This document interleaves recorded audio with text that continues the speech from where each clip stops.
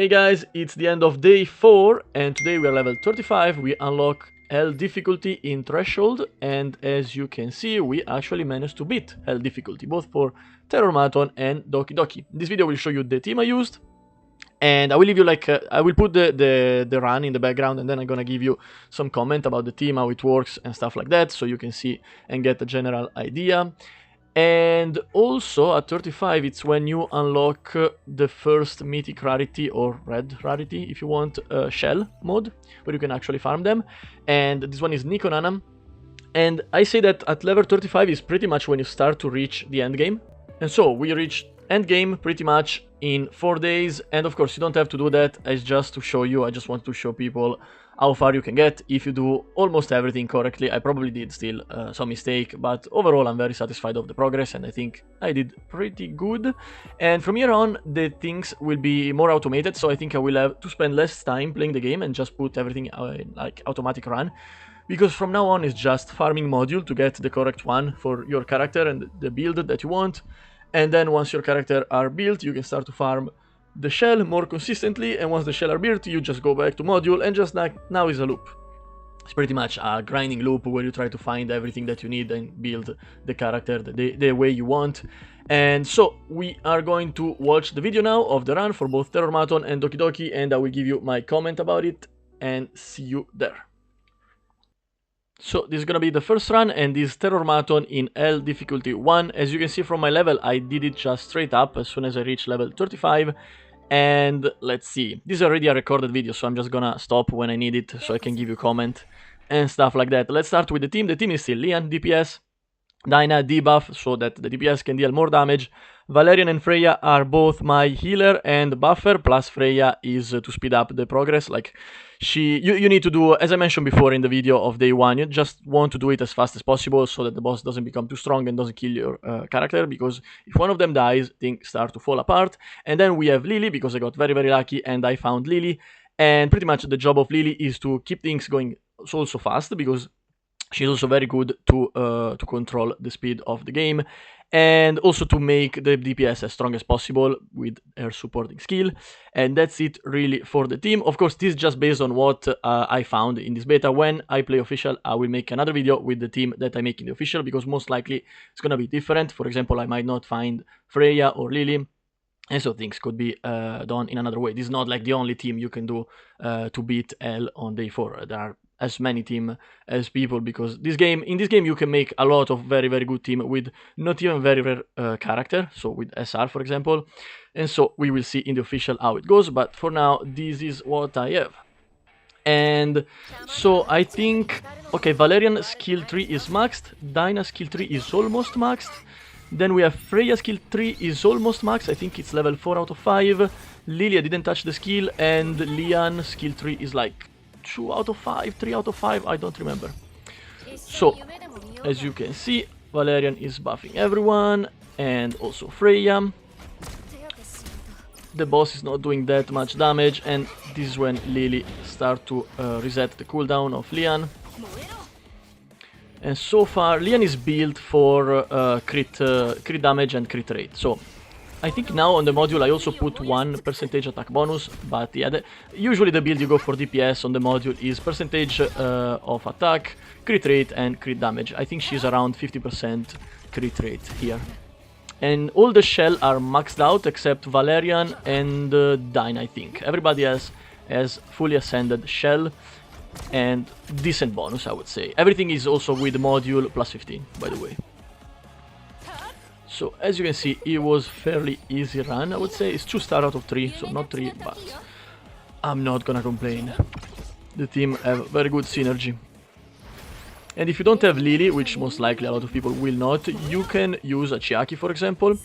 Another good combination that you can have, because Lian is built on crit rate and crit damage. Of course you want percentage attack, but percentage attack is just because of generally as a DPS you want to have as much as damage as possible and attack as possible. But I think Dyna is a character that you want 100%. Yeah, it's SR, so it's gonna be easy to find her, and I don't see any reason to not use Dyna in Terrormaton. Then for Valerian, it's not necessary, I would say. It just work very well with the team I have. But for example, you could run Grey to boost even more the critical rate of Lian and then Biotin, for example. If you don't want to use or you don't have Freya and Lily, you could do Grey, Biotin, that also is going to buff the crit damage, so you have a buffer with Grey for the crit rate, a buffer with Biotin for crit damage. She's also able to resurrect in case things go wrong, and then you can put Chiaki to speed up all the battle, and just to control the turn meter and put your team in an advantage position. And that's it really. Terrormaton is the easiest one of the three, so that's what I would say for an easier team to build in case you don't have Lily. Now we move to Doky Doi, also L difficulty, and this one is obviously more difficult for me for the simple reason that I don't have Tiamat. I think it would be a little bit easier with Tiamat, but I literally didn't find her in this run, in this beta, and so we do what we can with what we have. And the team is Kraken. Kraken is CC. You need CC in this run, in this mode, because the monster are gonna have a very high defense and damage reduction, and the only way to dispel it, even if probably is not the correct term, but please pass me this one. It's the only way to dispel it is to put them under CC. And Kraken do that job in some like amazing way. My Kraken has a fully ascended shell, everything is plus 15, is built for speed, obviously, you want speed on Kraken, and effect accuracy, so that he has better chance to put the enemy under CC. And I think I want to say something else. Yes, the skill tree is maxed out, so there is a 1 turn cooldown reduction in the skill tree, which I think is super important for this run in L mode, because it gives you a big advantage. Then as main DPS we have Real Mocha. For Real Mocha in this case, she's using the same shell that I was using on Lian, because now I don't use Lian. As you can see, she doesn't have a shell from the image. And I don't have I don't have 3 fully ascended shell for my DPS. Like I have, but only 2 are epic, and I want to use epic one for this run. So Real Mocha, fresh level 1 6-star, and she has fully ascended epic shell built with the same attack percentage, crit damage and crit rate, so just same build as Lian. And everything, of course, for everybody still plus 15 in the module. Then we have Freya, as I mentioned before, skill 3 is like 4 out of 5, I think. Valerian skill 3 is maxed out. And then we have Lilia, didn't touch the skill. And let's see how it goes. This one, obviously, it's a little bit longer because it's more difficult. So we start with Kraken, and that's amazing. It basically CC everybody, and now they take more damage.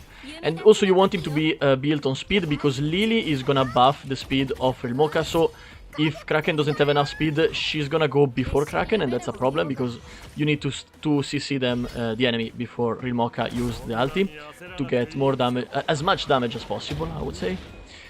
And then we just continue. I don't think I have to explain anything anymore.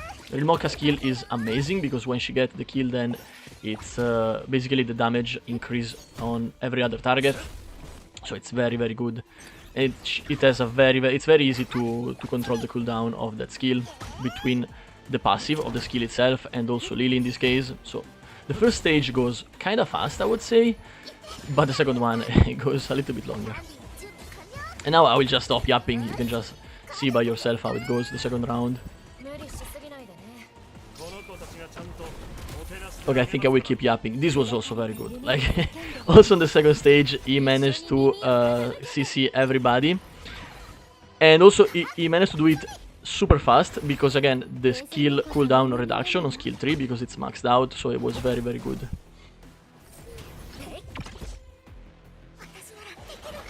Also, please consider I built the team to be efficient in auto mode, because I don't want to play manually. This is auto, as you can see from the corner, the top corner on the right. You always want to have a team that works well in auto mode, because you want to farm in auto, obviously. And the important thing is, like, you have to be very careful about speed, as I mentioned before. You want to make sure that Kraken, when possible, because it's not always possible after the battle start, but at least when you start the first time, Kraken needs to go before the DPS. It's very important. And if you have units that speed up buff the speed of your DPS, then you have to be very careful about that. But it's not that difficult. It's more difficult to explain than to actually do it, I would say. Now this is why it gets longer, because Doky Doi was buffing the strongest opponent a lot. It was very tanky, but still, thanks to the CC, it was not that difficult. And that's it for this run 2. It was 2 minutes and 30, that's definitely way too long for my standard, but hey, what's important is that we did it at least now. And from here, like, then I also managed to beat Nico Nana, so I also started to farm Mythic Rarity Shell, and from here, as I mentioned before at the start of the video, you just want to snowball your progress. Just put everything in auto, farm the module. Once the module are ready, farm the shell. Once the shell are ready, make your DPS stronger, and then you keep farming more and better quality of module. And of course, to do that, you will just keep clearing other difficulty in L, so L2, 3, and eventually 4. Inferno is a different topic because the drop is different. It's also a different difficulty.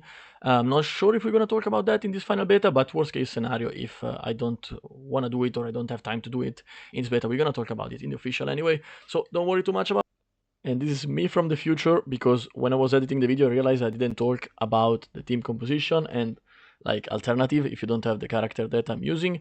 So first thing first, Kraken is a CC unit, so you don't have to use Kraken necessarily. I would say, because it's an SR, so it's not difficult to find, is in my opinion the best option, but you can use other character like Obol, for example, if you want to do it, because you can use Obol both in Doky Doki and Aurora, for example, so you can, let's say, save up on resource, because you have to build one character instead of two.